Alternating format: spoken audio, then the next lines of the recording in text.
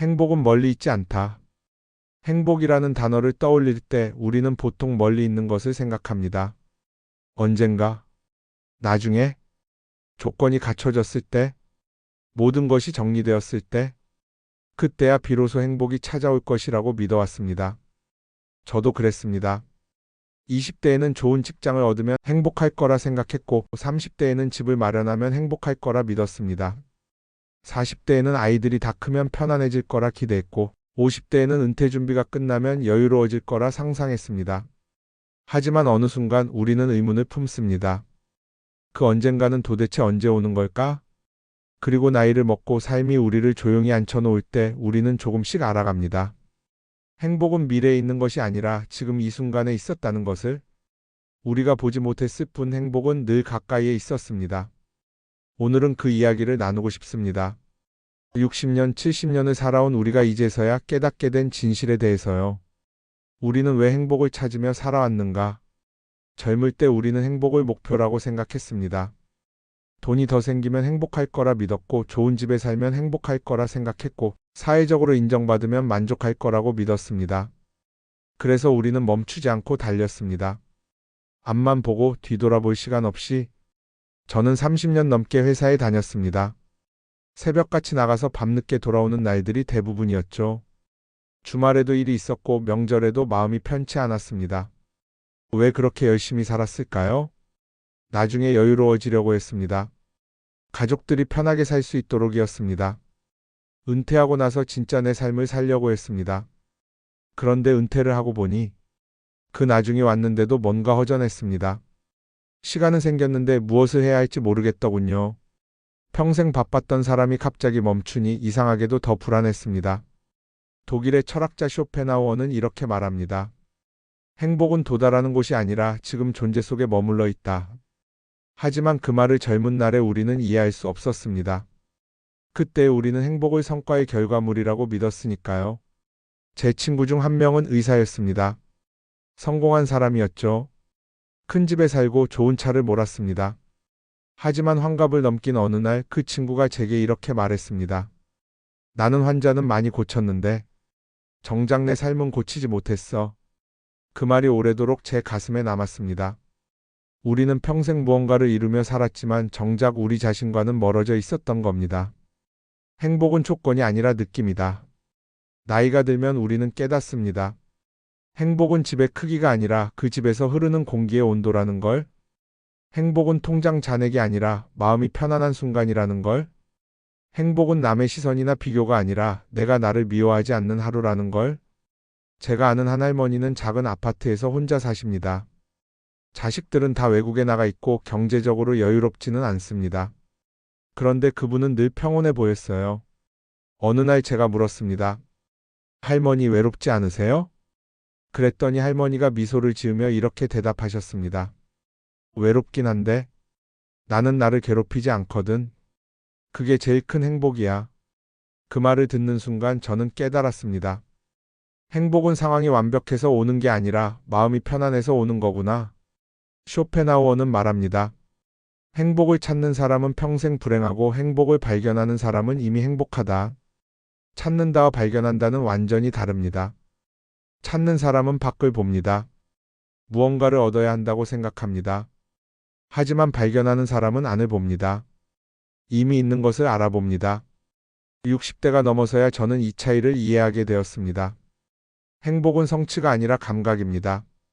획득이 아니라 인식입니다. 우리가 지금 가진 것들, 건강, 가족, 평온한 아침, 따뜻한 물 한 잔, 이것들이 얼마나 소중한지 알아보는 순간 행복은 이미 시작된 겁니다. 저는 요즘 아침마다 창밖을 봅니다. 해가 뜨는 걸 보고 새소리를 듣고 공기를 마십니다. 예전엔 그냥 지나쳤던 것들인데 지금은 그게 하루 중 가장 좋은 시간입니다. 누군가는 이렇게 말할 수도 있습니다. 그건 당연한 거 아니에요? 해는 매일 뜨잖아요. 맞습니다. 해는 매일 뜹니다. 하지만 그걸 보는 눈은 매일 뜨지 않습니다. 그 눈을 뜨는 순간 행복은 이미 거기 있습니다.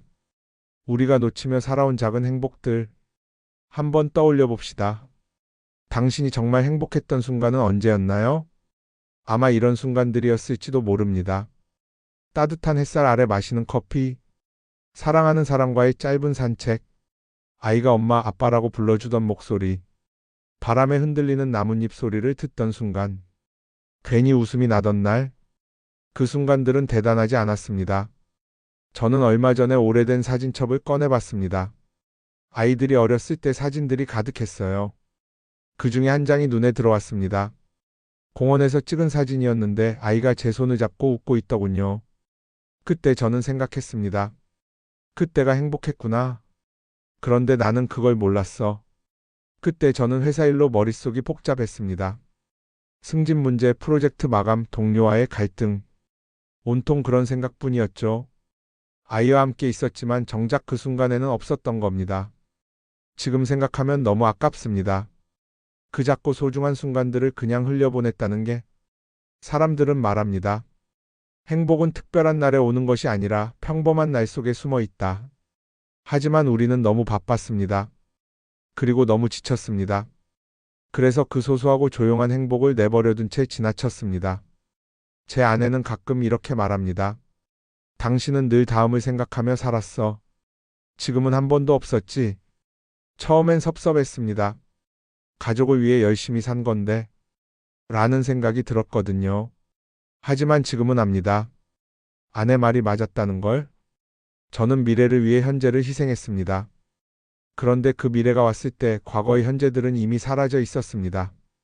돌이킬 수 없는 시간들, 다시는 오지 않을 순간들, 그걸 이제서야 후회하고 있는 겁니다. 여러분은 어떠신가요? 혹시 지금도 나중에를 위해 지금을 미루고 계시진 않나요? 그렇다면 잠시 멈춰보세요. 왜냐하면 행복은 나중이 아니라 지금 여기에 있으니까요. 왜 우리는 행복을 느끼지 못했을까? 행복은 없었던 것이 아니라 우리가 바라보지 않았던 것입니다. 왜냐하면 행복은 화려하지 않기 때문입니다. 행복은 조용히 찾아오기 때문입니다. 행복은 말하지 않기 때문입니다. 행복은 요구하지 않기 때문입니다. 우리 사회는 우리에게 끊임없이 말합니다. 더 가져라. 더 이뤄라. 더 높이 올라가라. 그래서 우리는 항상 부족하다고 느낍니다. 충분히 가졌는데도 충분히 이뤘는데도 여전히 뭔가 모자란 것 같습니다. 이걸 심리학에서는 쾌락의 쳇바퀴라고 부릅니다. 뭔가를 얻으면 잠깐 기쁘지만 곧 익숙해지고 다시 더 큰 것을 원하게 되는 현상이죠. 제가 처음 차를 샀을 때가 기억납니다. 중고 소나타였는데 정말 기뻤어요. 매일 아침 주차장에 내려가서 내 차를 보는 게 즐거웠습니다. 하지만 몇 달 지나니 익숙해지더군요. 그러다 동료가 새 차를 사는 걸 보고 저도 갑자기 제 차가 초라해 보이기 시작했습니다. 그래서 몇 년 후 더 큰 차로 바꿨죠. 처음엔 좋았습니다. 하지만 또 몇 달 지나니 똑같았습니다. 이제 깨달았습니다. 행복은 소유에서 오는 게 아니구나. 쇼펜하우어는 냉정하게 말합니다. 욕망이 줄어들 때 행복은 자연스럽게 모습을 드러낸다. 욕망이 문제라는 게 아닙니다. 끝없는 욕망, 채워지지 않는 욕망이 문제입니다. 우리가 행복을 느끼지 못했던 이유는 단순합니다. 우리는 늘 없는 것을 보았기 때문입니다. 있는 것이 아니라 없는 것을, 가진 것이 아니라 못 가진 것을, 된 것이 아니라 안 된 것을. 그러니 어떻게 행복할 수 있었겠습니까? 남은 삶은 찾는 것이 아니라 깨닫는 것이다.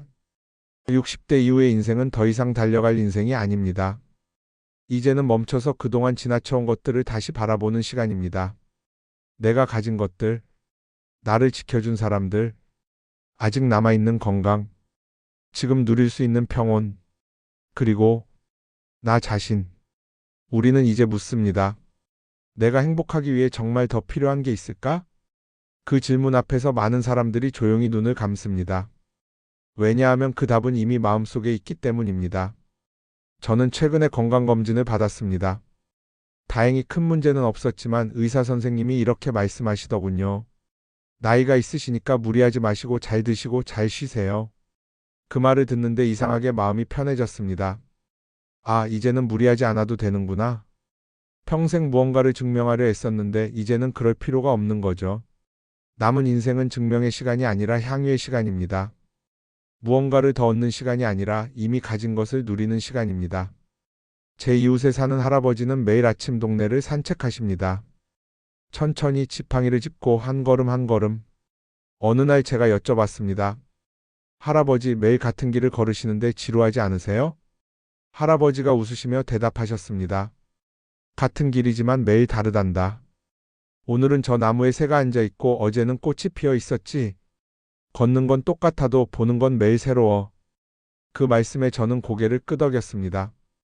행복은 새로운 것을 찾는 게 아니라 익숙한 것에서 새로움을 발견하는 것이구나.